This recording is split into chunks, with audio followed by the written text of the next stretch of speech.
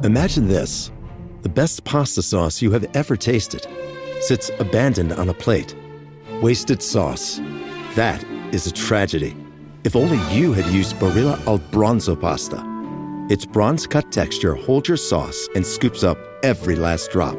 The Italians call that scarpetta. Capture sauce the Italian way. Barilla al Bronzo. Click or tap the banner to find out more. Look around. You can find cars like these on AutoTrader, like that car riding your tail. Or if you're tailgating right now, all those cars doubling as kitchens and living rooms are on AutoTrader too. Are you working out and listening to this ad at the same time? Well, multitasking pro, cars like the ones in the gym parking lot are for sale on AutoTrader. New cars, used cars, electric cars, maybe even flying cars. Okay, no flying cars, but as soon as they get invented, they'll be on AutoTrader. Just you wait. AutoTrader. Welcome to Speak. I'm Joy Taylor here with Super Bowl champion Keyshawn Johnson, NBA Finals MVP Paul Pierce, and Fox Sports senior NBA analyst Rick Bucher. Welcome, guys. Welcome to the meat locker. We are in a meat locker. It's in a meat locker, Paul. You cold too? Hypothermia. About Very to cold set in in. here. Y'all unbelievable. It's not even cold. It's so cold. You're wearing a sweater. I have this every day. It's a heated blanket, but today it's on, and it's nice outside. Super. Yeah. Yeah, swimming after this.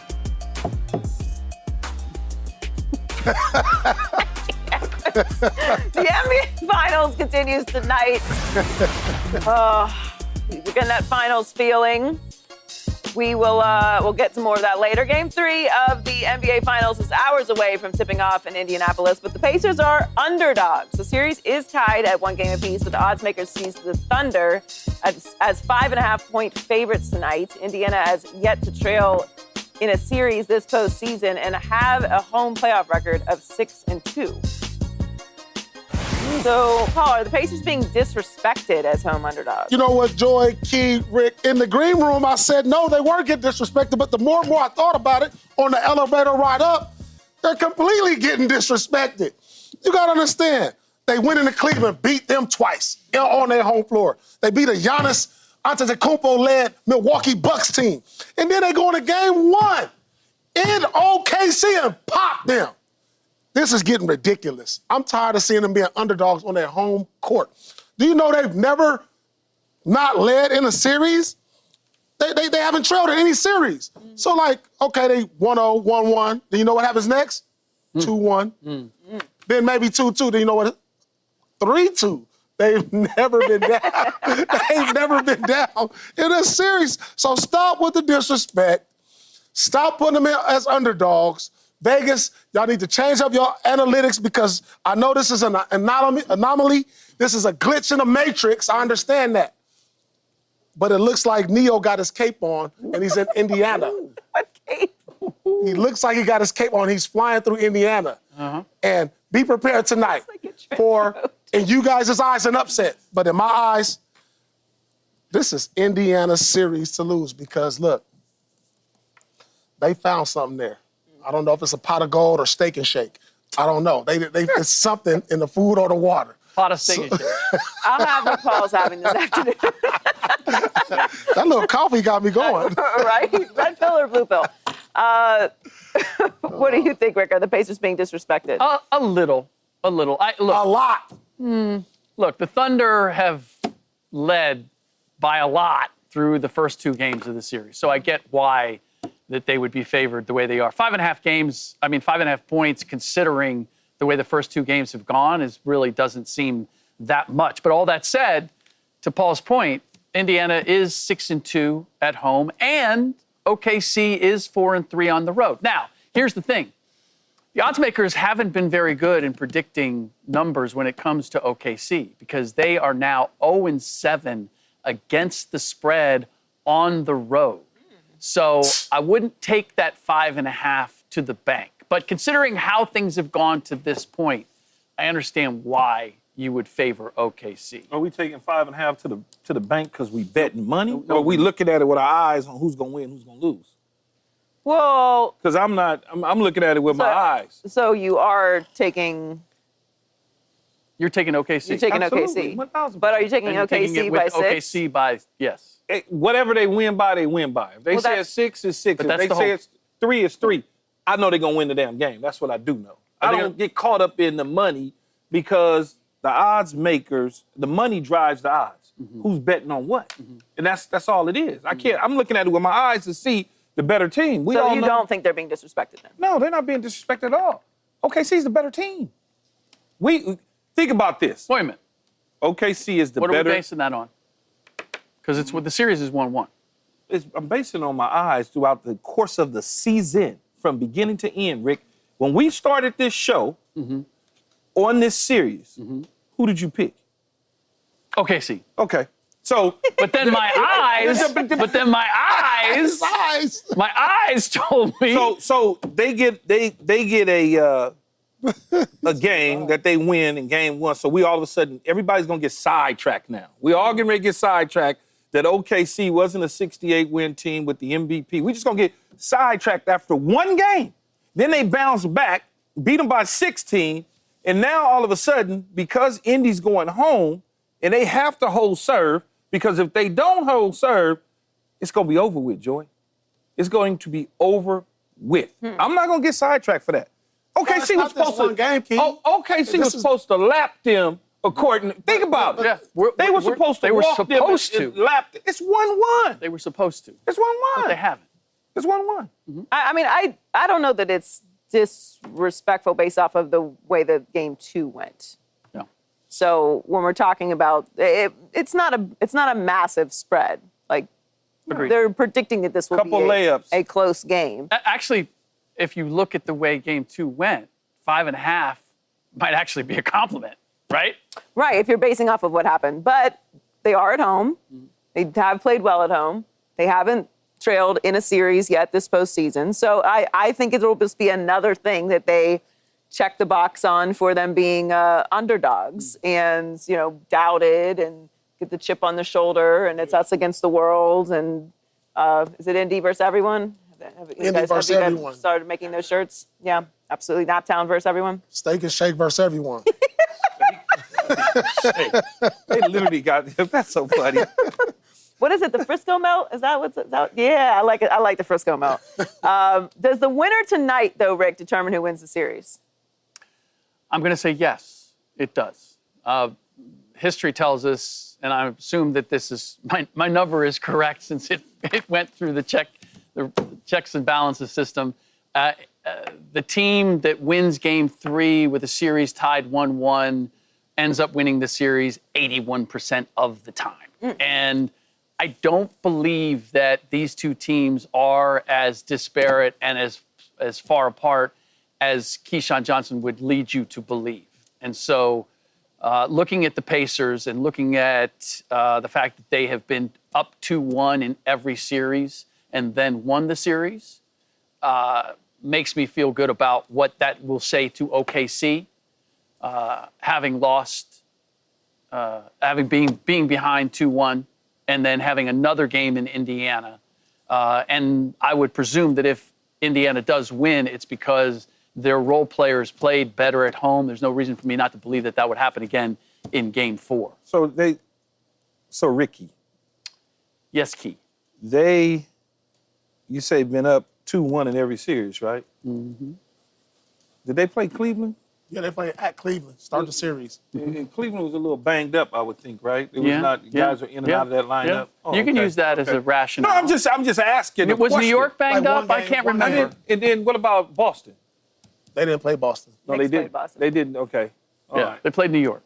No, New they York- played who though? New York had- and Milwaukee. New York Oh, and Milwaukee. yes. And Milwaukee was Without Damian banged up. Lillard. Oh, okay. I'm Yeah. just saying. I'm So they- just trying New to. York wasn't banged up. No, not New York, but Yeah. those other teams were banged up. Yeah. New York, they beat. How far back do you want to go? They No, weren't I'm very not good in saying- November.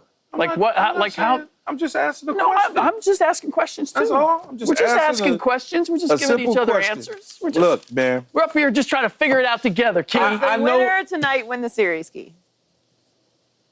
No, that's not true. They will not. Okay.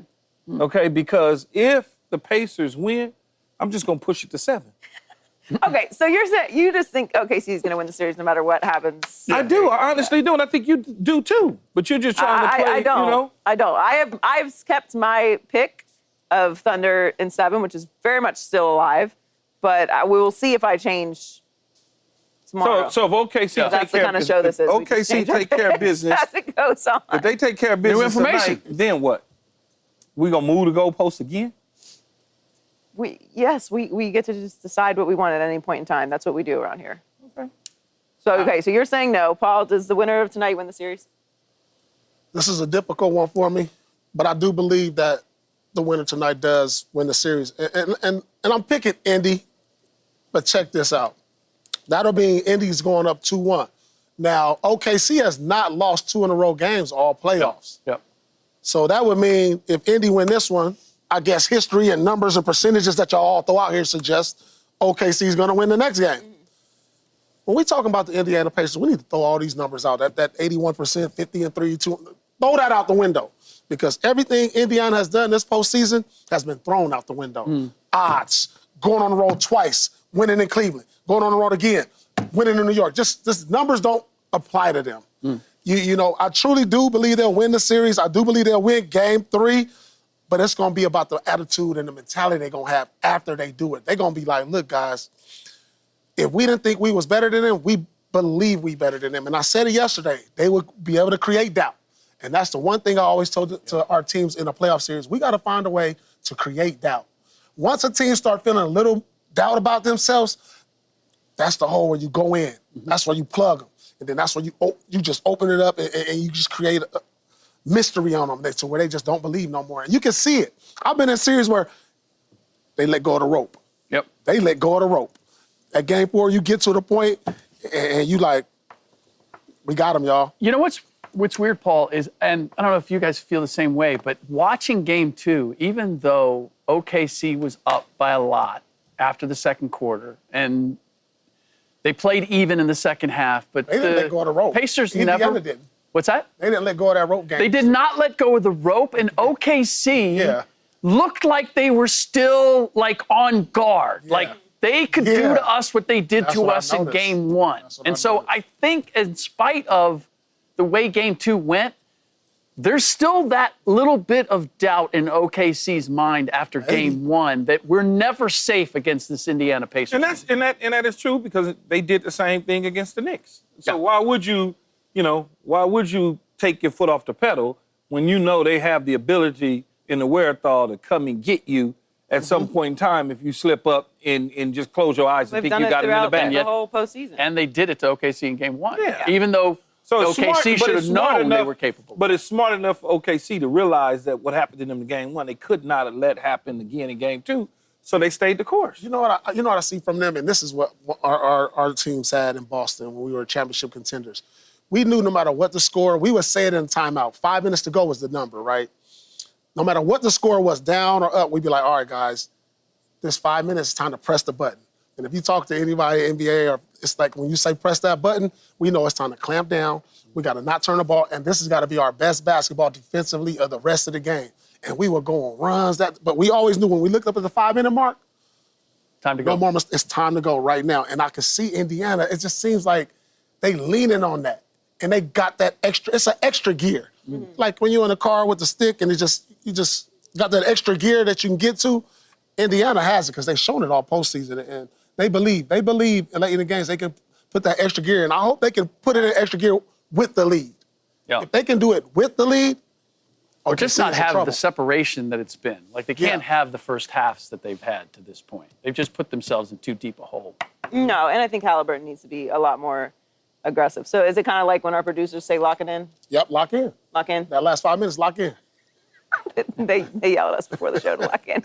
Let's talk about the team Indiana eliminated from the playoffs. The Knicks coaching search rolls on after New York was denied a chance to speak with current NBA coaches Ime Udoka, Chris Finch, and Jason Kidd. The Knicks fired Tom Thibodeau on June 3rd, despite having just reached the Eastern Conference Finals for the first time in 25 years.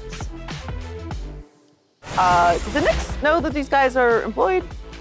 Apparently not. I Crazy. mean, if you're these coaches' employers, aren't you like, who do you guys think you are? Yeah.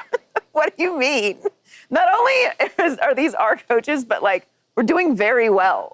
Yeah. What's going on here? Will the Knicks regret firing Tibbs, Paul? No, I don't think they'll regret firing Tibbs because I think they really believe that they reached the ceiling and he maxed out this team's potential, even though it was his first year with the trades.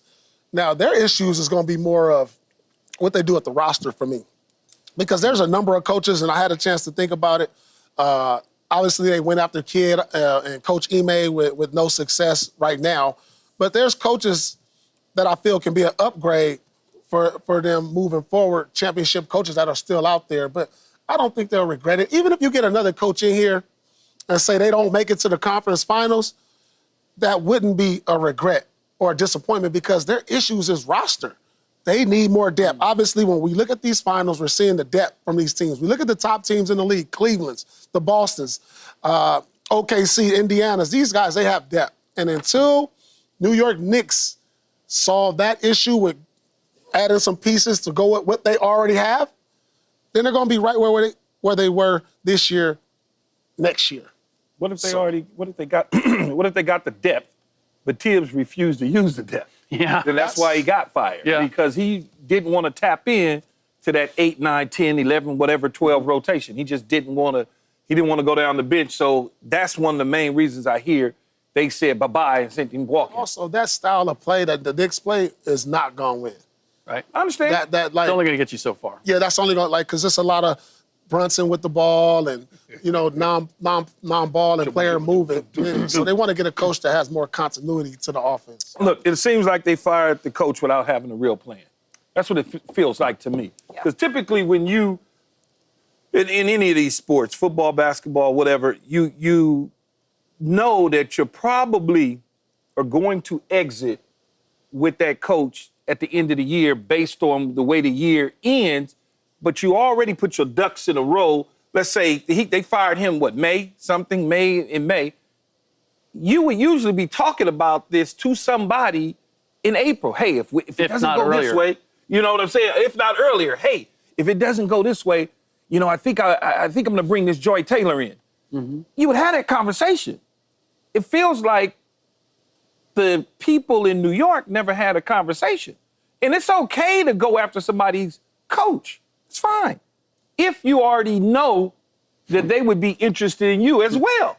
But if you don't know and you take the fishing pole and you just want to cast it out to the ocean and hope that you get a big bite, that's the wrong approach. And I think that for them, it looks like a big administrative disaster based on what they just did by not having the ducks lined up to go after a J.C. Kidd or an Ime, which I don't even know. Ime just got there. Kidd's been there for a minute, but you going after coaches that got, like you said, Paul, or maybe it was you, Joy, that got solid foundations with good teams. Yeah. I mean, it's Chris Finch, Udoka, and Kidd.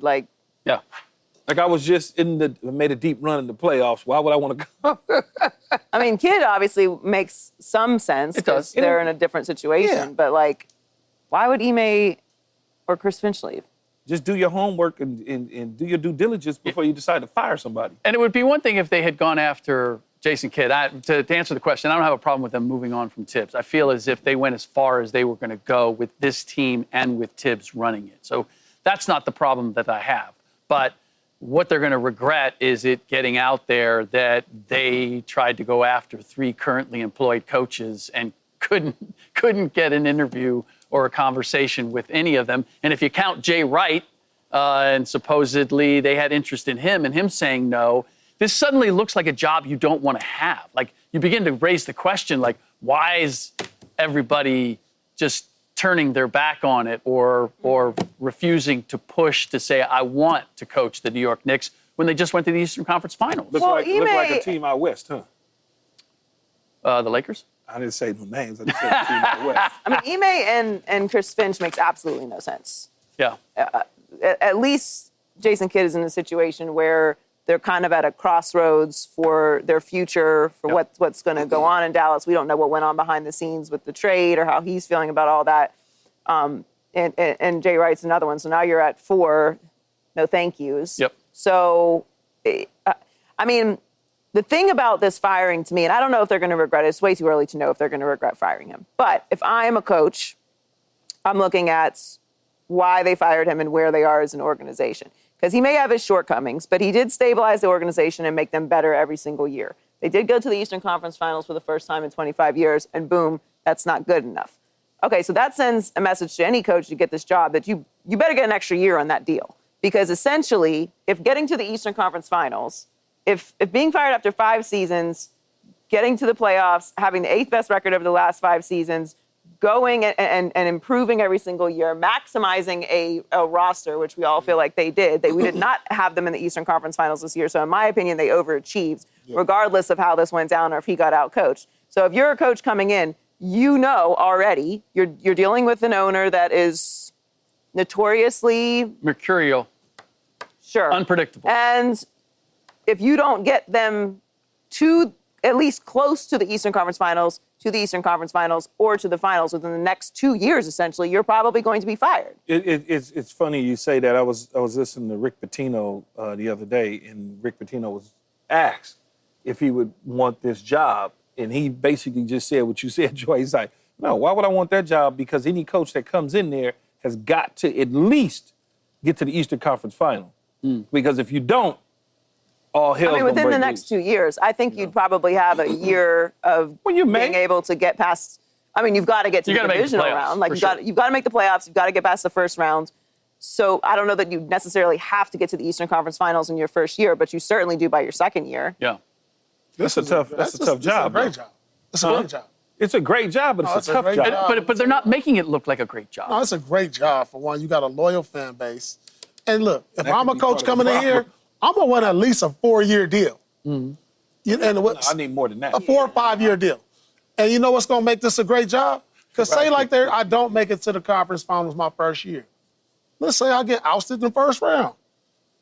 Let's say I get ousted in the second round of next year. You fired me. I got 3 years to sit on the couch and get paid. Yeah. Great job. But you are. I need That's 6. what we're saying. I'm going to need you to tag that extra little little 6. Yeah, I'm going to need 6 to go to New York. So where do the Knicks go from here, Rick? Well, my first thought was hire somebody from the Indiana Pacers so you can figure out why you can't beat them. Go get Lloyd Pierce. But let's go after guys that we have a reasonable opportunity of getting. My first choice would be Taylor Jenkins from the Memphis Grizzlies. I think he lost his job essentially because of disagreement with the front office. They got rid of his coaching staff and brought in guys that were going to implement a new offense. I think that undercut him in a big way. He demonstrated prior to this past season that he has a great relationship with his players and they respect him. And has shown the ability to build a creative offense around a point guard dominant, point guard scoring, or scoring point guard. So I would look there, or I would look at not Chris Finch, but Mike Honori, who was the assistant coach who stepped in for Chris Finch during the playoffs last year when Chris was dealing with the patella tendon injury. He already has a established relationship with Karl Anthony Towns. And based on his personality and the way he handled himself while he was stepping in as the interim head coach, I think he could handle the New York market and the New York media. So that's what I would want to see. This is what I would have wanted to see from the beginning. It's like, give me a specific plan and achieve an achievable one and make it look like you've thought this out ahead of time, as opposed to, like, if you look at Chris Finch and you look at the 4 coaches that they're supposedly interested in, they're all different too. It's almost like we're just looking for a big name. And that to me is not a plan. That's a marketing strategy. See, I feel like they could still get their fish. And what I mean by that is, it's off the table, in particular Jason Kidd right now, today. And we see it all the time. With coaches, teams want to acquire coaches that coach other teams, and the first thing that organization says is no, he's not. We're not allowing you to do this. Players, or even same players thing, right? Say, we're not going to allow. Not right now. We're not interested.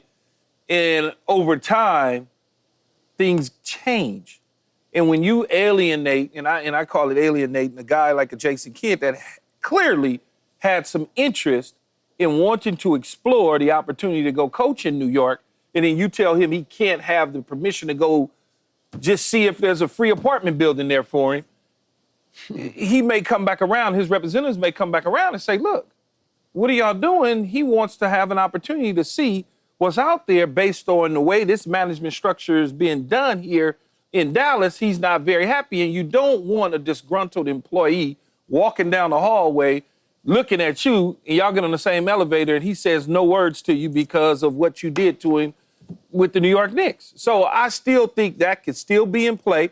The value may go up now, and they may ask for a little bit more, opposed to what they thought they could get before. Now, all of a sudden, it turns into 2-1s and a couple players here and there. So I think they still in play. I'm not willing to just say, no, they're done with the Jason Kidd scenario. Where do the Knicks go from here? I've been thinking about this, and I'm glad you asked. Me too. Listen, I think they always had a plan. No, listen, though. Drama queen sometimes, No, Paul. look, I think they had a plan. I think them going after Jason, Ime, and them, they was just swinging for the fences. They just, let's, like you said, throw the cast. Let's, you say something to her just to see. Say Just something to her? Yeah, just to see.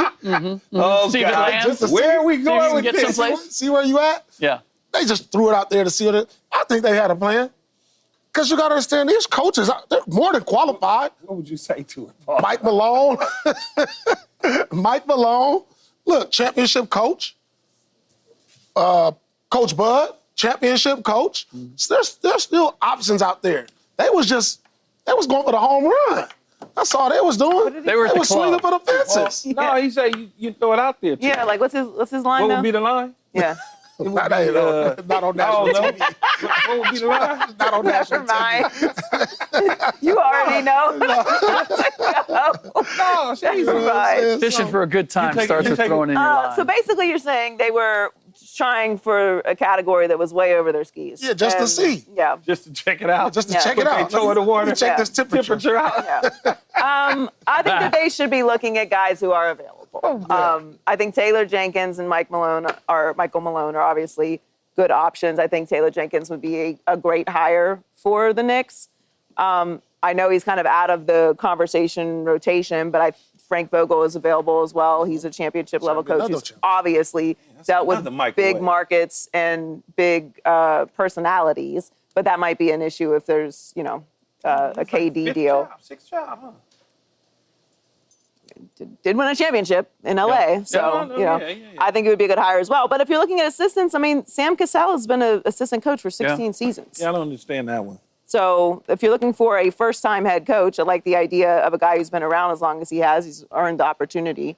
So, And there's been a lot of success with young coaches lately. Ime Udoka is a perfect example. Is Sam, what is he, number one on the, so you go ahead and you snatch him from Boston, now you dilute that coaching staff by grabbing their number one assistant.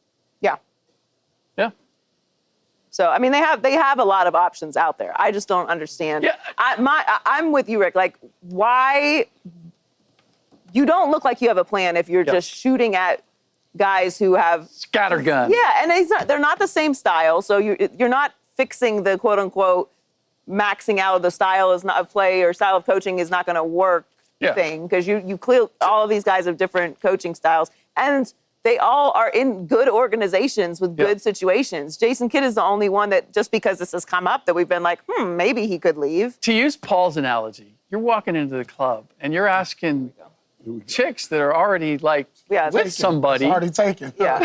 Right? Right. But see, you know what? Let me see what No, but you what can are hate we on doing? Paul, no, you can hate on dude real easy. That's what they was doing. They was hating. You just hate on him real easy. Damn, you in here with him? That's risky business. That doesn't always end well. We have to call up security. Right. Security's got him in a headlock.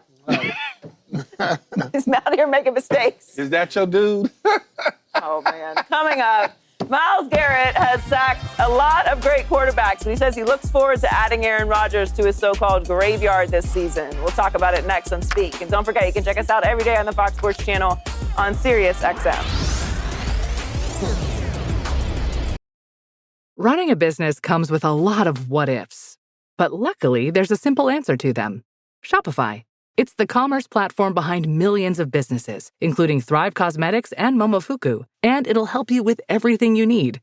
From website design and marketing to boosting sales and expanding operations, Shopify can get the job done and make your dream a reality. Turn those what-ifs into... Sign up for your $1 per month trial at shopify.com/special offer. Myles Garrett has had 14 or more sacks in the last 4 seasons, and the Browns' pass rusher was asked if he was looking forward to facing Rodgers twice a year. Speak up, Myles. What do I think about it? I think it's a good opportunity to put him in the graveyard. T, how many times do you think that Garrett sacks Rodgers this season? He'll get his opportunities. I don't know. I can't give you a number because he sees him twice. So he'll get him. He sees him twice. He'll get him. So over, under 3? Under? Yeah. 2.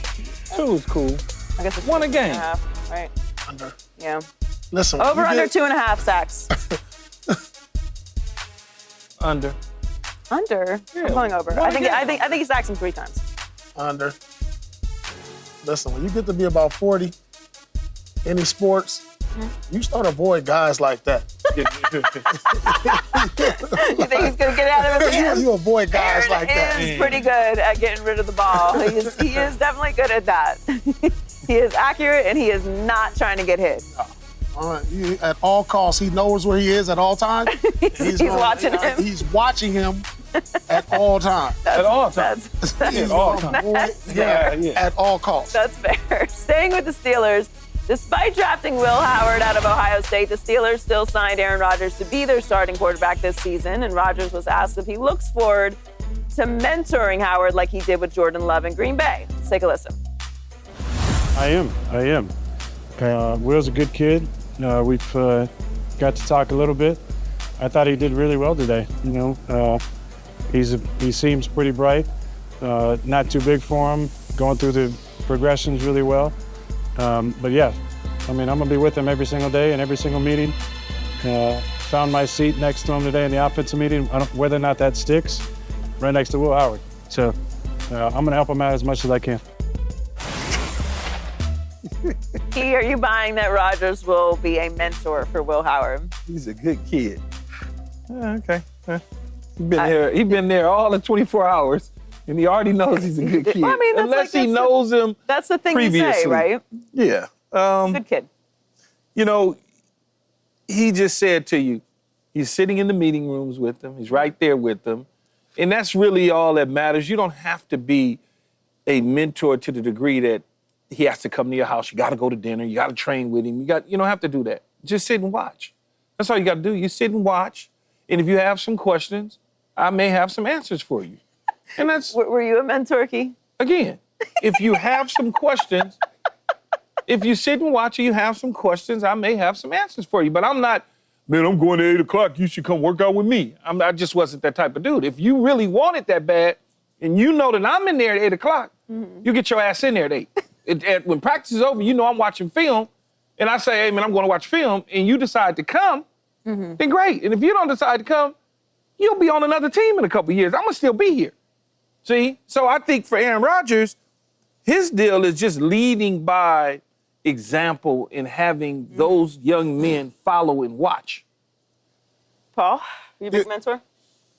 Was I a mentor? Yeah, I was able to mentor some young guys because I felt like, I had to give something back because when I started to see light at the end of the tunnel, but even before then, and Rodgers sees the light, because he's never done this or openly. When was this in your career? Like when at the Clippers? Because you was a coach at the Clippers. Yeah, I was a coach for the Clippers. I mean, I always took the young guys under my wing though, because once you get that title as a veteran, and I think what year would you say you a vet? Like 5? I would say six? year. I would say year football second probably contract? like year 4. Yeah, like year second 4. contract. Yeah, that's usually when you get your second deal. Yeah, by yeah. year So 4. like once I became a vet, you seeing the young guys kind of wet behind their ears. You be like, look, come here, young fella. This is what you're going to have to do. You give them the game, and then, like you said, they can take it and run it, or they're going to go their own way. Because I done seen cats, I done told them, like, this is what you got to do. Yeah. I'm not going to be on you every single day, but I'm going to give you a blueprint, how to stay, how to stick, and things of that nature, what you got to do to get better. What's like some advice that you give a young player? Like, what are they doing that they would need? Okay, this is the first thing I would say. I said, listen, young fella, this is what I say now to guys in the league. I'll be like, look, and even though I said, look around this locker room. You see who the vets is. Gravitate to one of these guys that have been around here pretty a long time. Pick one of them and follow him for the year. See who around. You see you got him over there, he's been 7 years. Okay, 12 years. He's been in the league 15. Pick somebody who you can gravitate toward, and you'll learn everybody after a while and follow that man. And you'll wonder why they've been around for so long and why they've been so successful. That's what I try to tell them. And like Paul is saying, I didn't verbalize that to him. You see what I'm saying? I just say, you see how I've been able to handle my career and do the things I'm doing. And if you want to follow in those footsteps, because if I'm a young dude in the locker room with me, I'm going to follow his I'm following 19 footsteps. Because 19 produces on the field. He gets things done. That's, he's working out. He's doing everything. That's what you want to do. So you're not giving unsolicited advice? Oh, no. No, why would I? You trying to take my job. Like, look, you see how I just yelled at Gruden in his ear? That's how you got to do the coaches. No, I didn't need in the locker room, like, you see how I did him on the sideline, right? That's how you got to do it. Then the young fella gonna go do that, he gonna get cut next week. No. Everybody needs to know their own place. Everybody needs to know their own place. Everybody ain't, at the pecking order, everybody ain't the same. See how I got him, young fella? I was all in his ear. He ain't gonna talk to me like that. Don't let him talk to you like that. That's I don't know that I buy that that Aaron is the gushy, bring you in the house and like do all that type of mentor. Nor will he necessarily be able to in Pittsburgh because this is his first time there as well. Yeah. But been there 24 hours. Yeah, but I mean, I don't think proximity to greatness makes you great, right? Like proximity to genius doesn't make you a genius, but there are habits that you can pick up. There are little things that vets do, study habits, like how you prepare, what you do to take care of your body, certain stretches that you do, what your routine is, those type of things that you can pick up on and implement into what works for you. In those players that I've always come into contact with when I was playing, if they wanted to be good, they gonna follow. And the ones that didn't want to be good, that was just worried about how to get to Miami, they not gonna be good. They not gonna last. And the ones that follow, like Paul's saying, following the veteran players that got second contracts, third contracts, played in Pro Bowls and things of that nature, those are the ones that you kind of, you pay attention to and you're like, yeah, I see what he's doing. Yeah, I mean, Aaron Rodgers, you don't last in the league to 41, almost 42 years old by not having good habits, like of some sort, whatever it is that works for you. Well, yesterday you said that the Steelers, if they reach the AFC Championship, then Rodgers would play a second year in Pittsburgh. Paul, what % chance do you think, Key said that, what % chance do you think that Rodgers plays past this year with the Steelers? The percentage, now if he gets to the AFC Championship game, he's coming back, which means he played well this year. But if he doesn't, I probably believe this could be Rodgers' last year. Look, he's talking about mentoring. We never heard him talk like this before. This is the point you start to see the light. I saw the light when I got to the clip. I was light. The light was this bright. It was bright. Before it was like a tunnel. No, you see it? That happened way back in Brooklyn, dog. Hey, the light went from, it's the small light. It's way there. It opened up. Time to go to the upper room. It went to a grow light. It was so bright. Yeah, you start to see it in the end. Hey, look, it was so far in my face that when I turned from the light, it's like spots. You see little spots in your vision. You can't really see. So I got to believe that they don't. He has, he's had an illustrious career. Obviously, we know his accomplishments, but I think this is the end of the road for him if he doesn't get as far as the AFC Championship game. boys to men, end of the road, huh?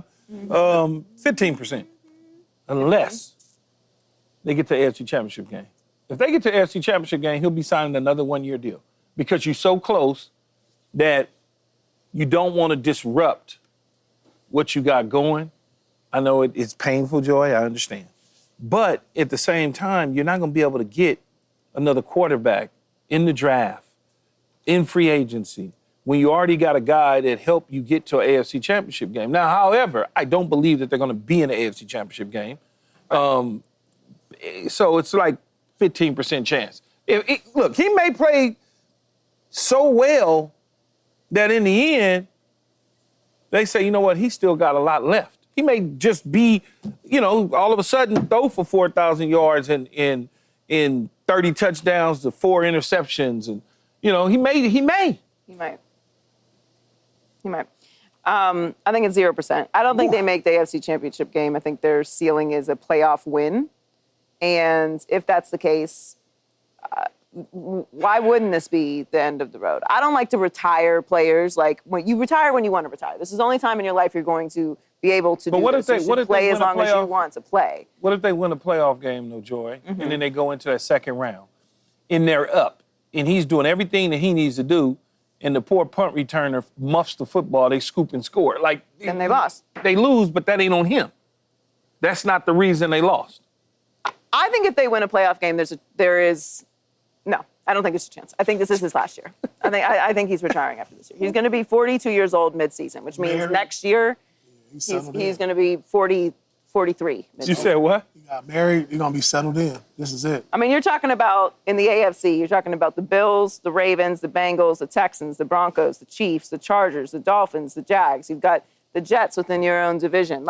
This is a lot of young quarterback talent, a lot of good coaching. This is I didn't even mention the Raiders. There's a lot going on. Myles Garrett get to him at 3.5. Yeah, he's going to hang it up. You don't want Myles Garrett getting to you at the age of 41. I don't want him getting to me at the age of 22.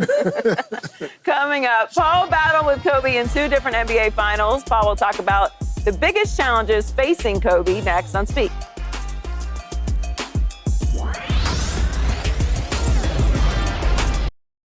Can you talk about what it was like playing the Celtics in the championship? It sucks. Pierce guarding in. Turnaround shot. Blocked. Stolen by Pierce. Good help defense from Bryant.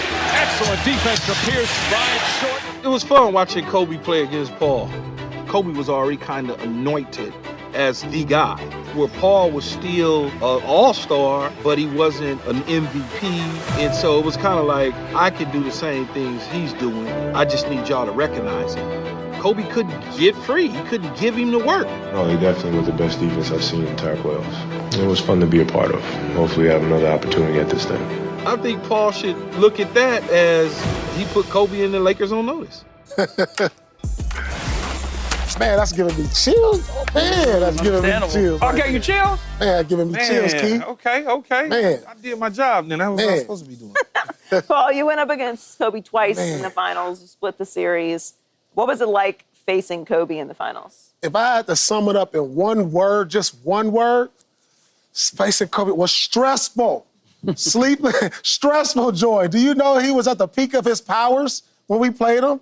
He won the MVP that year. It was hard to get sleep because now you're going against the Mamba. The second coming of Jordan, I idolized Jordan. But when I saw, and I looked in Mamba's eyes, I saw Jordan's reflection. I'm telling you, because you got to understand what those film sessions look like. This guy, he just showed us he can go for 60 and a half. Could you imagine? Could you imagine? Who today do we believe can do that? Yeah. I don't think there's a player today playing today. There's not one player I believe that can do something like that. Not the way he did it. 60 3/4, 81. He had a 10-game, 12-game streak with 40-plus points. Come on, it's ridiculous. Mm-hmm. And it's man, the scouting report is all about him. Man, this had to be one of the most stressful final runs because I'm going against the young king, LeBron, on the way to there. Detroit, best defense, one of the best defenses of all time. Then your to cap it off, the cherry on top is the Mamba. But I really enjoy those battles, and I'm proud to be part of, the Celtics and Laker lure, the conversation when we talk about greatest rivalries in all of sports, to be a part of that. But like facing this man, it was definitely stressful. But what I remember from Game 6 when you guys won in Boston was Kobe didn't give up. He kept coming, and yet you guys had that game. What was it like knowing everything that Kobe was and that he was relentless, and yet you got the better of him in that series? You know what Doc would always preach, and I'm glad you asked that. He said, listen, we're out here to play to perfection. Like, we want to put together now, it's like to play a perfect game, what does that mean? That's tough. That's the tough definition. What does a perfect game mean? What, don't miss a shot, get a stop every time down? No, but like, if you had to sum it all up to what perfection looked like, it would have been that game. And it took all year to reach perfection. And that's the game we won by, I think we won like 38 or 39 Crazy points. number, yeah. And Doc came in and was like, we finally found the perfect game. And it took to Game 6. And so, just, man, his competitiveness, his will, you see it in his eyes, but it was just like, we felt like we had the same thing too. You ever watch Superman, like the old school Superman, and like the old one, Christopher Reeve's one, and it was those three, that had the same superpowers as Superman in the black outfits. What were they called? You know what I'm talking about, right?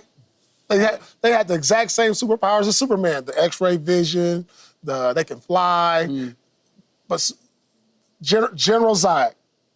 General Zod. Remember General Zod? Okay. General Zod, that's who it was. Kobe was General Zod. No, he was Superman. No, he was Superman, and you guys were General Zod. We was General Zod. Yeah, y'all was General Zod. But it was 3 General Zods. Yeah. 4. So what was the difference the next time you guys met? Because I was on the floor for both of those, both of those series. And like Kobe couldn't make a shot down the stretch, but was just continued to be relentless when they came back and beat you guys the second time around. What was the difference between that and the first time? Well, the difference is Kobe saw how physical we were and how difficult it was to score. He put he took Gasol, all-star, top player, and put a new battery pack in his back. That was the difference. Like, because Saul was a different player. He played meaner, he played tougher. And I saw that Kobe installed that in him. He was like, you got to get better, you got to get stronger, because we're going to see the big bad wolves again, and I need you ready for that. And then, they added Ron. So they added some toughness that was able to match us. And that's why it was like the battle of 2 Goliaths going 7 games where it could have went either way. Does anybody in the league today remind you of yourself or Kobe? And not No, I understand what you're saying. Full Kobe or full I get you. If I had to pick some players, I'd say, like, you sprinkle, like, a little, like, for me, probably, like, some Jimmy Butler mixed in with, like,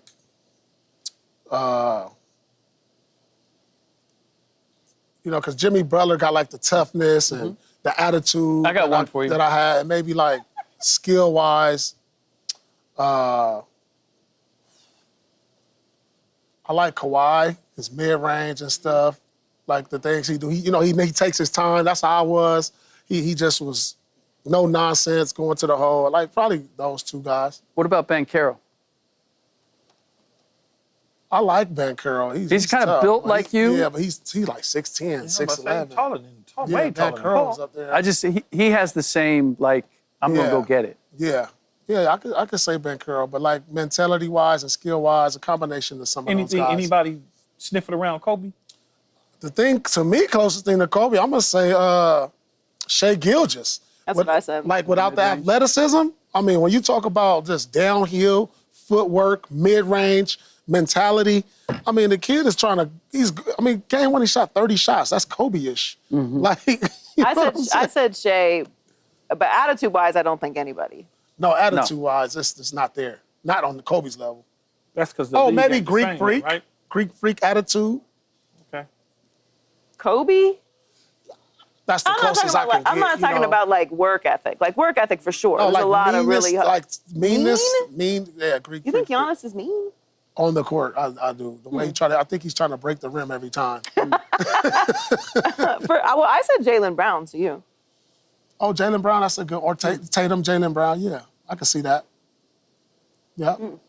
Well, getting back to Game 3 of the finals tonight, after Game 1's upset, the Pacers lost Game 2 by 16 points and trailed by as many as 23. They are 5.5-point underdogs tonight. So, Rick, how do the Pacers pull off the upset tonight? They need a couple of things. One, not to steal from you guys, but obviously the turnover issue. Me, not them. That's take care. Limit the live ball turnovers. It's not just turnovers, it's the kind that they've had, where they're going one direction on a fast break, and then they turn it over, and now it's a fast break from OKC. Those are momentum killers. 2, Pascal Siakam. Alex Caruso is 6'5" and 186 pounds, or at least that's what he's listed as. You are 6'8", 230 pounds. Alex Caruso cannot or should not be able to defend you. I think he's closer to 6'10". Okay, well, whatever he is, Alex Caruso should not be able to handle him posting up or getting to his spots and scoring. He should either be in foul trouble or you should be getting buckets or maybe both.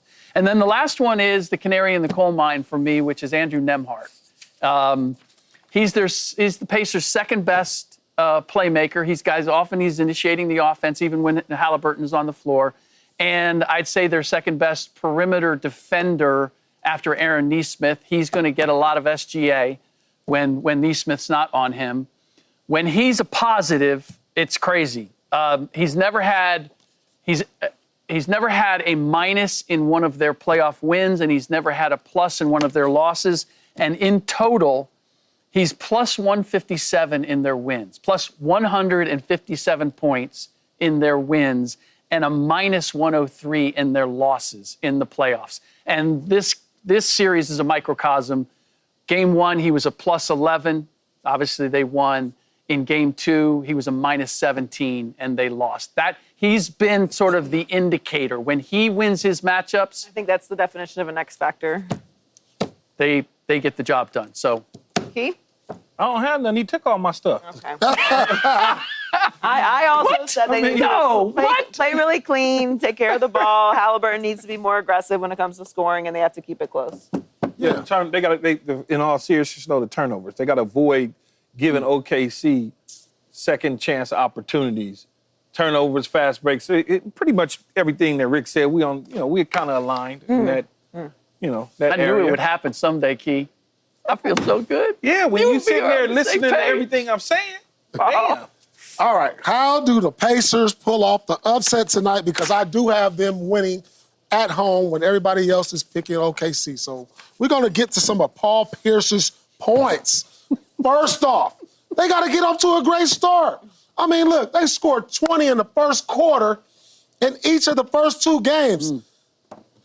OKC, 20-29, first quarter. Game 1. Game 2, OKC with the lead again, 26-20. Guys, you have to emphasize getting off to a fast start. Make OKC play from behind. 2, the obvious, y'all stated. Take care of the damn ball. Take care of the ball. Y'all been the best team all year at taking care of the ball. One of the top teams in the league, averaging 13 turnovers, which is top 3 in the league. Take care of the ball. Let's not be sloppy because we know when you get the ball in the paint, OKC is coming to strike down at it, block your shot, take care of the ball. Number 3, like you said, Siakam's got to be a factor. I need 25 and 10. This guy done played in big finals games. This is his second finals. He was a key contributor to the Toronto Raptors championship team. Quiet as kept. Everybody want to talk about Kyle Lowry and Kawhi, but no, you were the X factor. We need you to be that again. Siakam has to have a big game and a driving force. And 4, can y'all slow down OKC's bench, please? I don't want to look up and see them with 48 points off the bench when that's you guys' strength in Indiana. You got to outplay their bench. Yeah, Caruso this, Caruso that. Been great for them. But then you let Wiggins come in, 18 points off the bench. Somehow, some way, the bench has to be a big factor for Indiana, not OKC. So those are my key takeaways for the Indiana Pacers pulling off what you guys consider the upset, but I don't. Well done, Paul. That was really drama. Paul is like Paul's cooking like today. no other Paul. I got that coffee in me today. fresh off that BET award, so you know. Coming up, the World Cup kicks off exactly 1 year from today. Marisa Dew joins us next to tell us if Lionel Messi and Argentina have a legit chance to repeat as World Cup champions. Stick around for that next on Speed. This is the greatest stage the world sport has to offer. The 22nd edition of the World Championship of the World's Game. Tim Weah! One of the biggest upsets in World Cup history. It's there! Japan have done it again! This is astonishing! That is Jogo Bonito. That is the beautiful game. Belgium are out of the World Cup. It's a dagger in the heart of Germany. Captain America lays it all on the line for his country. This is Samba Soccer. It's party time in Doha. This young group gave this team and this country some moments to be proud of. Va Messi, sigue Messi, está en el área Messi, viene atrás, viene el gol de Julián, gol! This is the World Cup final. Messi scores! Mbappe! Messi the magician once again. Argentina can win the World Cup with this kick. Yes! Lionel Messi, World Cup champion. I believe that we will win. We are fired up for the World Cup, which kicks off on Fox exactly 1 year from today. We're joined by a man who knows what it's like to play in the World Cup, former U.S. men's national team midfielder Marisa Dew. Thank you for joining us, Mo. Appreciate y'all having me. I like the chant. Yeah. I believe that we will win. I believe that we will win. No. Oh. I appreciate it, though. Yeah, you contributed. How excited are you for the World Cup on American soil? I mean, it's everything. We were watching that video right there, and I saw Paul's reaction. He was excited. Key, not so much over here. He's telling me he's not going to games. I don't know why, but I mean, it will have been 32 years since we had the World Cup in this country. And I mean, I feel blessed because it's not often that you get to see 2 World Cups in your host country, right? And for us in soccer, this is the pinnacle. This is the biggest event you can have. And so the opportunity for these kids that are part of this national team, it's massive. I remember in 1994 when the World Cup was here and my dad took me to some of the activations around the Rose Bowl. I got Nigerian parents, right? So I've seen like celebrations. I've seen cultural celebrations. But to see something of this nature where it's so many cultures all merged together celebrating this sport, I mean, it was special. It opened my eyes. I was 8 years old at that time. And it just really put things in perspective of how big this game is, how much reach it has. And so the opportunity is massive here for us again. How does the 48 teams change the tournament for the players, having 48 teams in?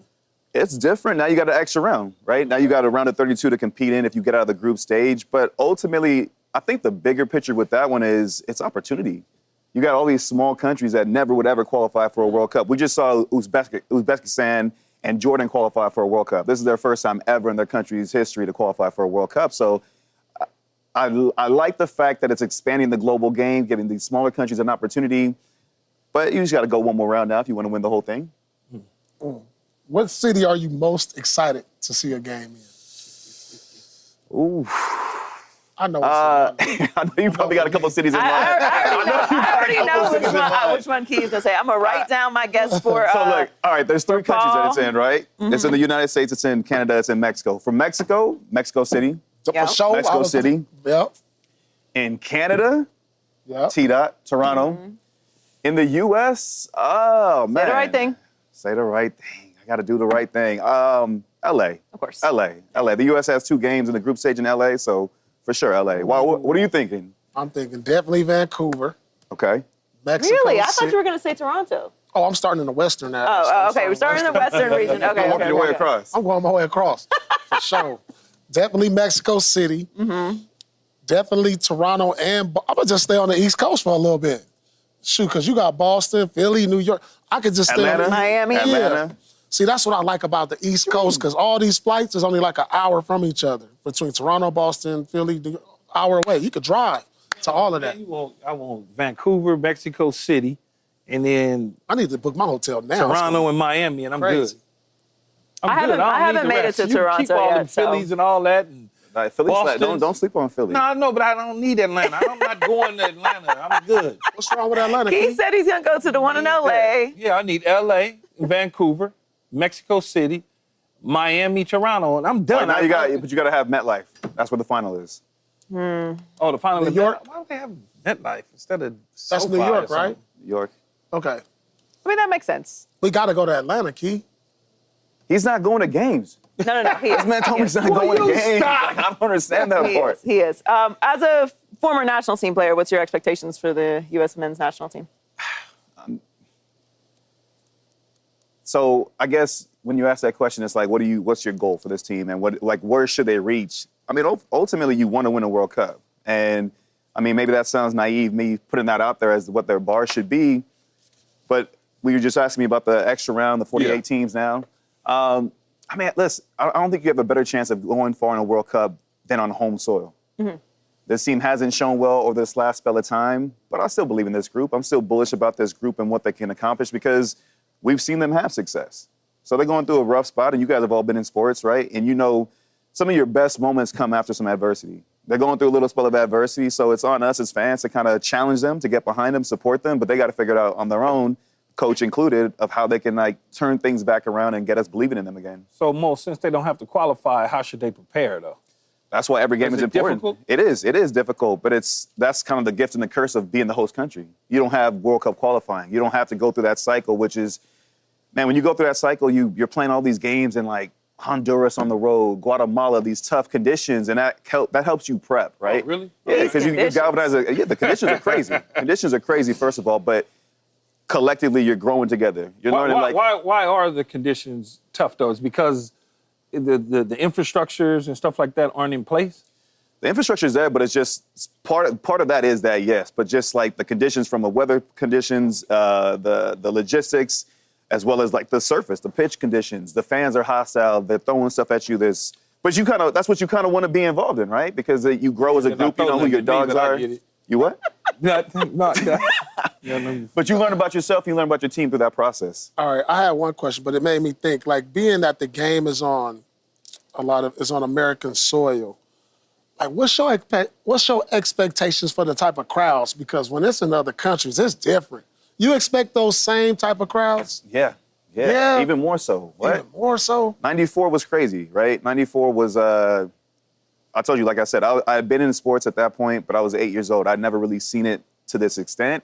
And it opened my eyes to just how big of a global game it is. Already, everyone wants to be in the United States anyway. Yeah. It's a destination. Everyone wants to come here. And now you got the biggest event in the world happening here. Yeah, I expect it to be madness. 94 was at the Rose Bowl, right? 94, that was one of the stadiums, yeah. And the host of the final. I remember I was in college at the time. Those crowds are ridiculous. And the passion from, the beauty of this sport is, pretty much everywhere in the world, this is the number one sport. Yeah. In every country, you got to travel. Every country has their own cultural celebrations and different things that bring up the passion that they have for who they are as people. And you see that you see it translate in the stadiums, in the walk up to the stadium, in the build up to the stadiums, in the parking lots, all over the city. They're gonna take over, and I'm excited to see just all that cultural influence and the pride that these different people have for their countries. What country? What country's crowd is that you've been in front of or played in front of? That was whoa. The crowd, in the stadium or outside the stadium? That country, the countries that they were cheering for, that crowd. You played against Germany or something. And they were oh, hold on, when we played them. Okay, you were asking me about stadiums, Azteca Stadium. Whenever we play in Mexico, that's our biggest rival. Yeah, it's crazy. It's crazy. Even before you get to the stadium, when you get into the hotel, they somehow always find our hotel. They know where we're at. So the whole night before, you have people calling your rooms, trying to keep you up. There's music outside, drums, all this madness, everything, right? And then when you get to the stadium, the game day of the game, there's this long walk that you got to go down through the tunnel to get to the actual pitch. And that whole way up, the noise just starts building. By the time you walk into the stadium, it's deafening. You can't Gladiator. What about the altitude? Altitude plays a role for me. How do you prepare? Because when do you go in, first of all? What's the couple days? I feel like they haven't really solved that. They've tried so many different approaches going early, and then there was a study that came out that actually said that doesn't actually work, right? So you prepare as best as you can. Some teams have tried to do like altitude training in their home countries before they come, or in their club teams with their club teams before they come. But it's all about just you got to react in the moment, man. You got to be prepared as much as possible and then show up when it's game time. Put your analyst hat on for me, Fox Sports soccer analyst hat. Okay. Who's most likely, Messi to repeat or Ronaldo to win his first?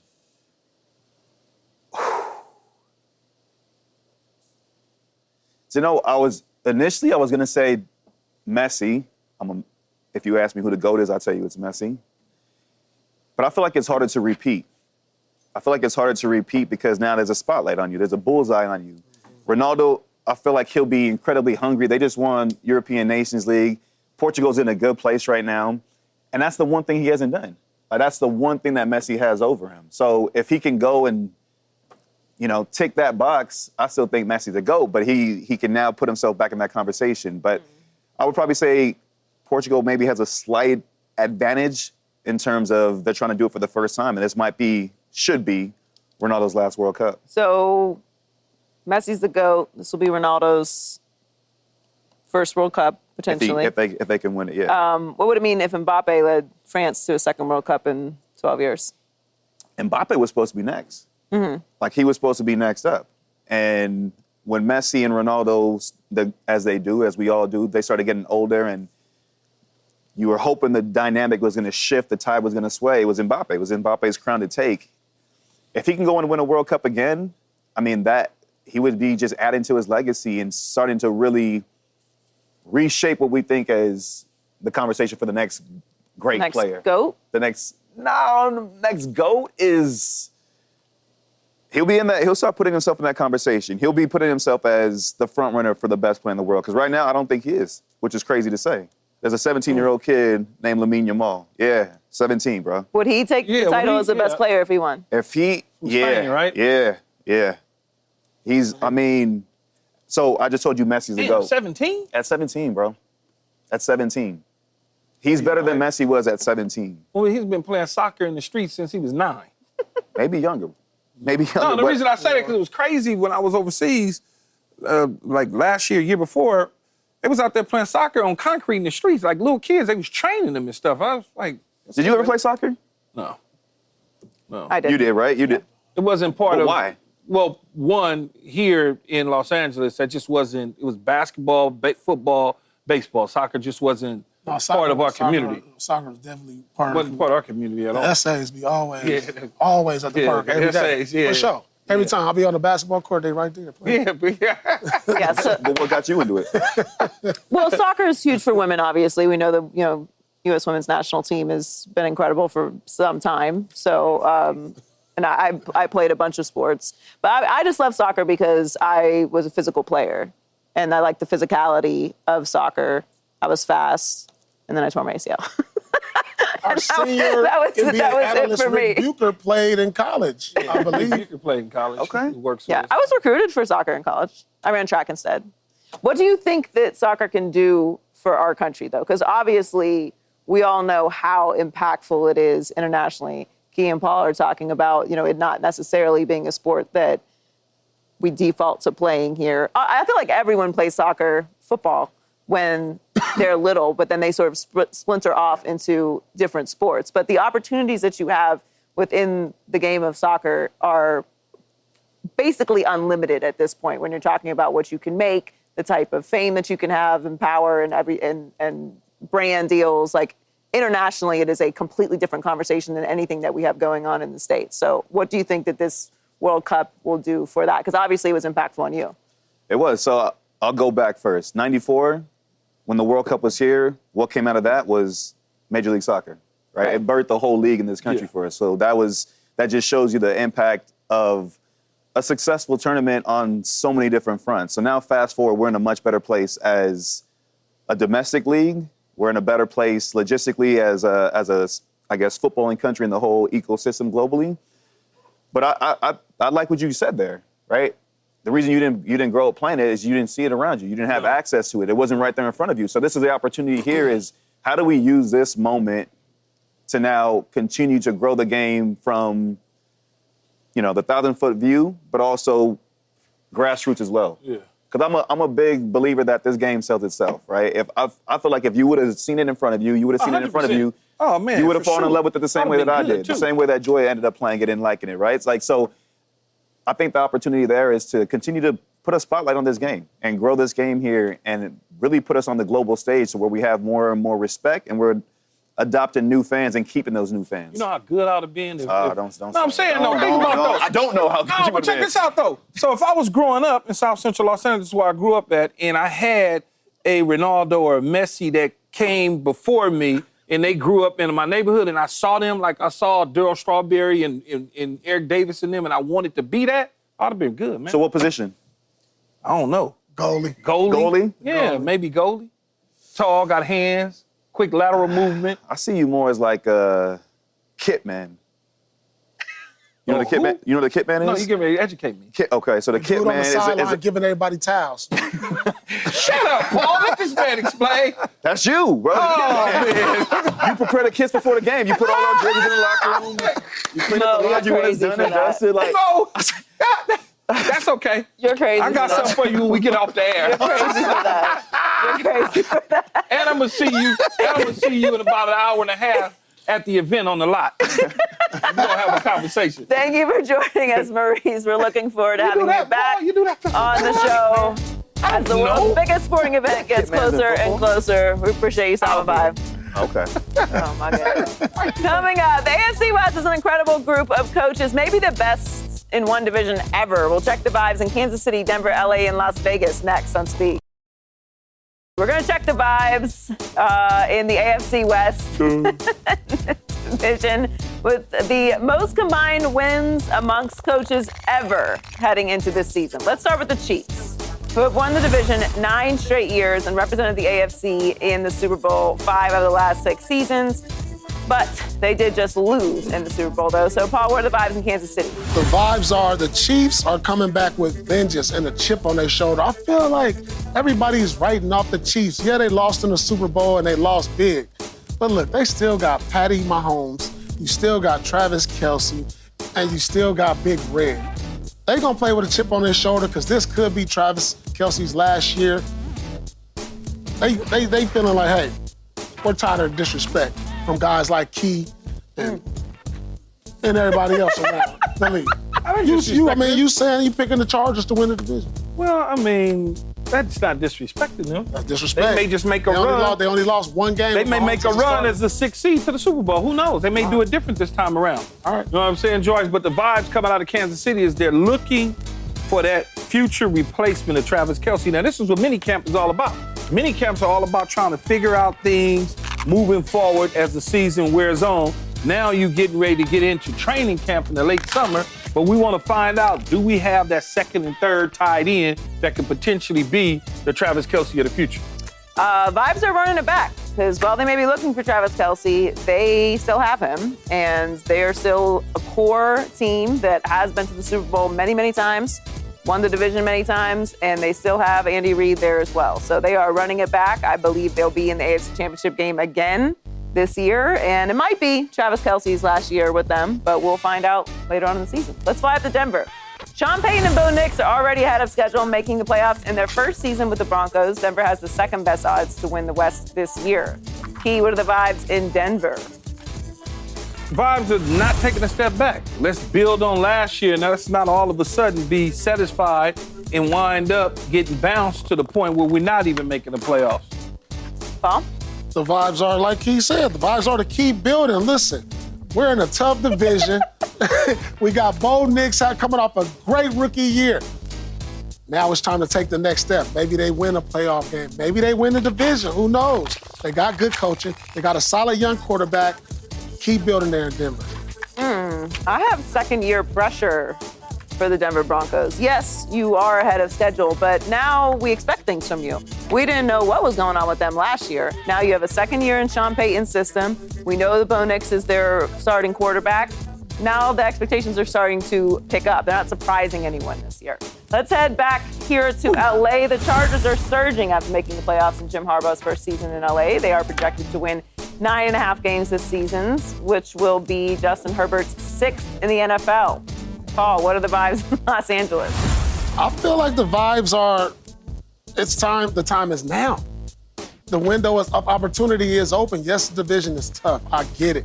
But I think this is the time for the Chargers to make up for what they didn't do last year. I love Justin Herbert. He had a fantastic year, but then it all went down in the playoffs. Listen, it's time to bounce back, take control of the division if they can, which I believe they have a possibility. They can, even though it's the Chiefs. The Raiders will be good. And obviously, the Denver Nuggets, the time is now for them right now. Broncos, baby. The Broncos, yes. No, the time is now for them. Fix our mistakes. This is, again, mini camp. The things that we did wrong late in the year that cost us our playoff extension, let's fix those. Let's not turn the football over. Let's not throw 4 and 5 interceptions. Those are the vibes. And if they get that fixed, as I picked them earlier this season, or the offseason to win the division, they can stay on course if they just fix those mistakes. Vibes are time to deliver. I'm tired of hearing about the Chargers. It's time. Yeah. You got to give me something. Chargers are the Chargers. You got to give me something. You got to get compared to your peers at some point.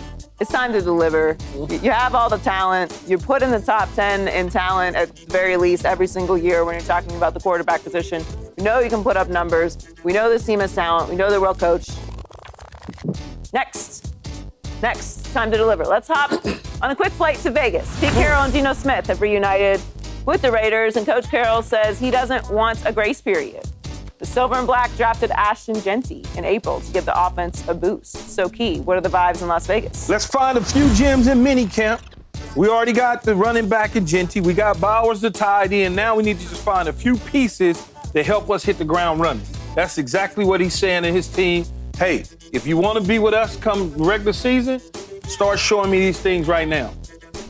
The vibes in Las Vegas is, listen, new coach, new quarterback, new running back, new attitude.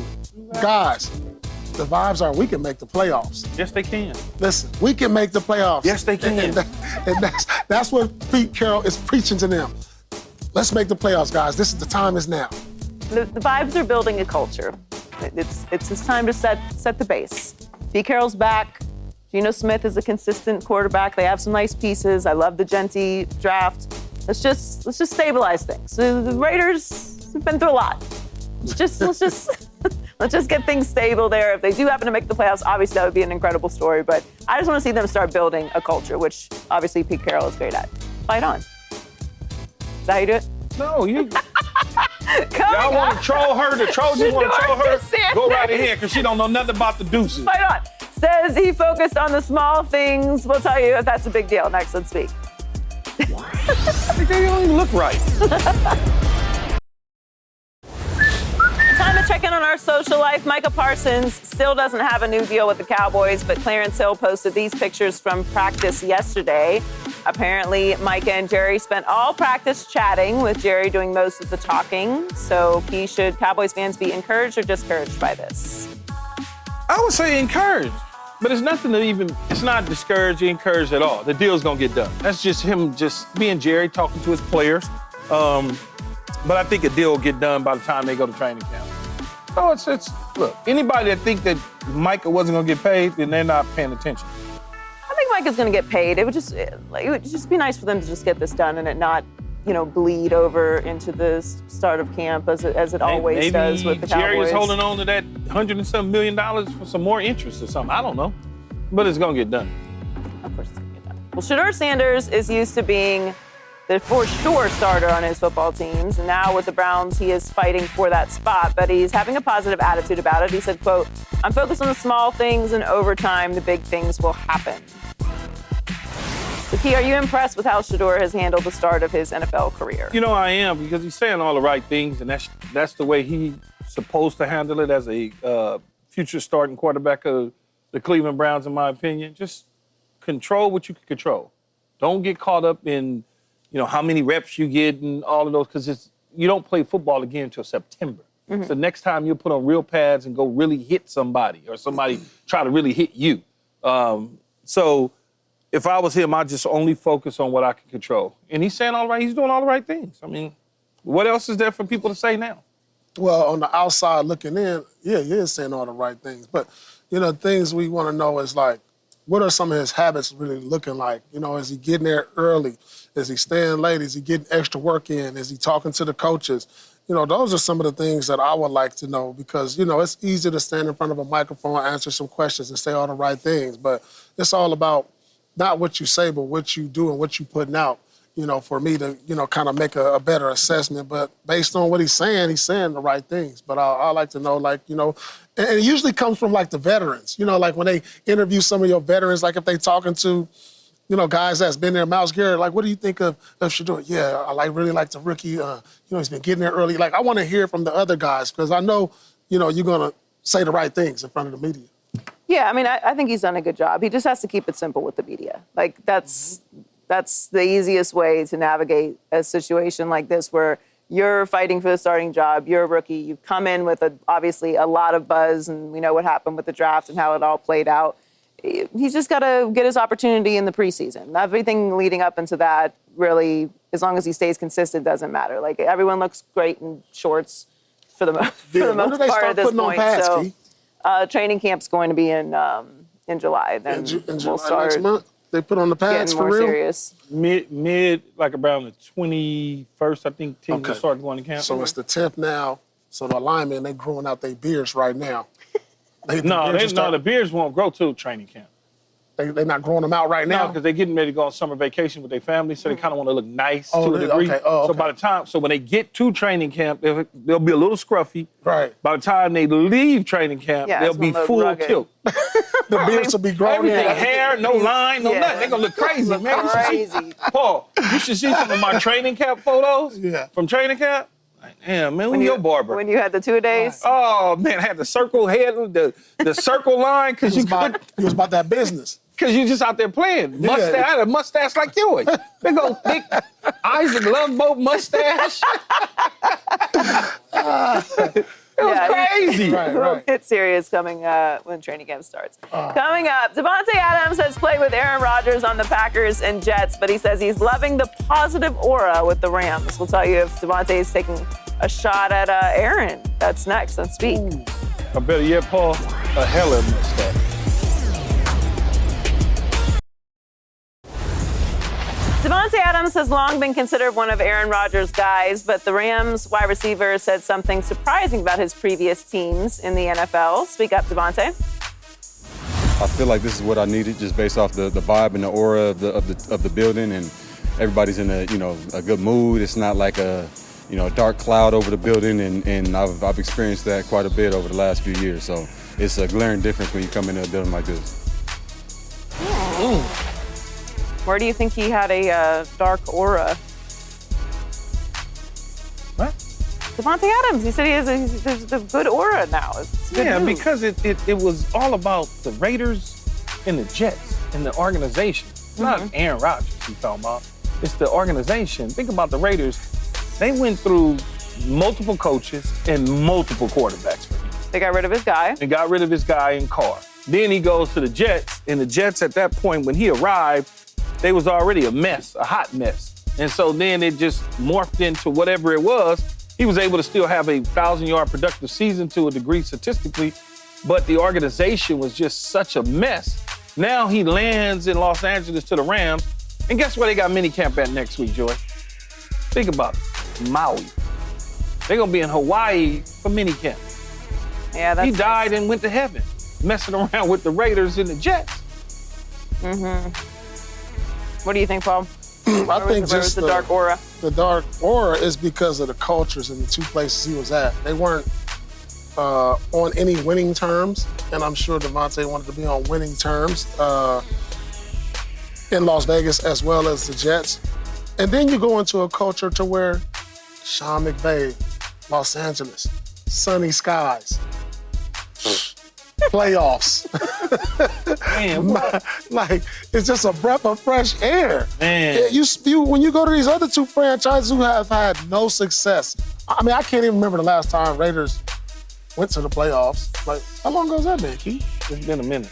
No, that's not true. They went 4 years, I think it's 4 years ago. They went with 2021. It's probably, I think it was 4 years Nobody ago. remembers, see. Yeah, no, it was 4 years ago. They went with Jets. Bisaccia, and they should have kept him as a coach, but they wind up going in another direction. It's been over a decade for the Jets, I believe. Yeah, Last Jets, time. it's been a while. So, like, when you playing and you're in the building, it's like coming to practice every day is not fun. You know, going, the drive, you're like, the drive is not, you know, the drive to practice when you know you're not winning, that drive every day, and the weather's not good when you go to Jersey, like, Jets haven't been in the playoffs since 2010. Yeah, over a decade. Yeah, 15 years. So I'm saying, like, I've been on teams that drive to practice, like. A drive to practice? Just to drive to practice, you just like, body language off. All messed up, Man, I'm like. Think about it, though. You out of, look, by Christmas, you already out the playoffs. No, don't even think about it. You out the playoffs. Like, man. In football, yeah, you probably out the playoffs. You know, by the time you get to the back end of October. But his teams, they like 6 weeks in, they you start calling the Beacons people and trying to figure out that's a if dark you can rent a cloud. U-Haul. Like, you get into arguments with your girl, your wife. It's all type of stuff that going on. You gotta understand the mind of the mind of an athlete when your head is not clear. You getting people asking for money, family, friends, your girl, your wife arguing. The kids need your wife arguing? Or your wife. Yeah, you know what I'm saying? Like it's stressful. And that's why that can create a dark cloud. Yeah.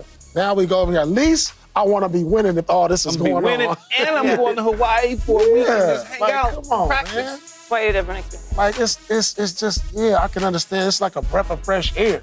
It's such a copycat league too. If the Rams go deep into the playoffs or get back to the Super Bowl or whatever, watch these teams start talking about they going internationally for training camp. For training camp? Yeah, watch what I tell you. It depends on who the owner is. Not even necessarily Hawaii's not internationally, but they're going to start trying to find some places to. we're going to go down to the Caribbean. We're going to watch what I tell you. I'm glad you thought that there because they're going to be on your head. Oh, no, I don't care about the internet. I call it. It's not international. Yes, I get it. Actually, probably not. Probably most people probably don't know that. You'd have to read to know that. Let's head down to South Beach. The Dolphins were unable to rebound from Tua missing time early last season, finishing with an 8-9 record and missing the playoffs. Tua talks about where the Dolphins are at right now, heading into his fourth season with head coach Mike McDaniel. Let's take a listen. I think there is a culture shift, and I know it. I mean, I feel it just as much as everyone that's been here since I've gotten into the league. We always hear about, culture shift. You guys have a change of this. You guys are doing this. Always optimistic, but I really do feel in my heart that this is a change of scenery for our guys in the locker room. So, Key, what's the ceilings for the Dolphins this season? A playoff appearance. Really, truly a playoff appearance. Because unless they can get home field advantage throughout the playoffs, they'll make the playoffs and be one and done. It's the same routine they've been doing for the last several years, though, Joy. Weather's a factor in the AFC. It really is when you start thinking about it. Because outside of Houston, because I got them winning the division, nothing else is coming out of that division. They're in the dome. I got the Chargers winning the West. Okay? They're in the dome. The Raiders may get in. They're in the dome. Kansas City's in bad weather. Denver's in bad weather. Everything in the East is in bad weather. Everything in the North is in a bad weather situation. So realistically, they're not going to win the division, so that means they're going to be on the road. And they're going to be on the road probably freezing their tail off. Yeah. Again. Yeah, then home. I believe, too. They either going to go to Baltimore, Buffalo, or Kansas City.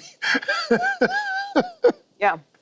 Or maybe, if they make the playoffs. It doesn't matter. It could be Cleveland, Cincinnati. It could be any of them teams. But any of them teams. It's cold as hell. And then if you go to Buffalo, New England, the Jets, that's cold. Oh, that's cold. Yeah. And then you come out west, go to Kansas City, Denver, that's cold. What's the coldest spot you can play in a playoff game? Playoff game? Or just any game. What's the coldest? Green Bay, -8. -8. We went out on the field, tried to warm up. Come on, King, man. I'm about to go back in. You ready to go?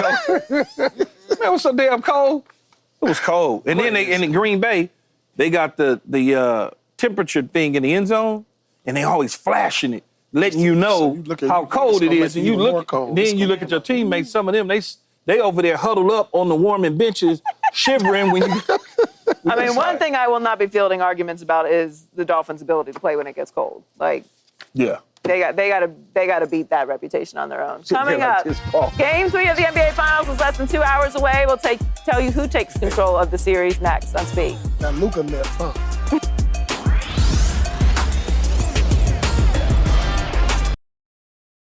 1 year from today, the biggest FIFA World Cup ever comes to North America, and the countdown starts with a 1 year to go party live from Miami Friday at 8 Eastern on Fox. Game 3 of the NBA Finals is tonight. The Pacers stole Game 1 in OKC, and the Thunder responded with a dominant Game 2 win. Indiana will be the underdog on their home floor tonight. So, Paul, who wins Game 3? Thunder, Pacers? I got the Pacers. They're coming home excited. Fans is going to be ready to go with their steak and shakes. I'm taking the Pacers. Frisco belts? Yeah, they ready to go. OKC. They're going to handle business. Just like they stole one the first game at OKC, they'll steal one. OKC will steal one from the Pacers in this game. I have the Pacers winning tonight and going up 2-1 as well. That's it for us. That is Key Stash. Look at the hair. Look at my hairline. Lord have mercy.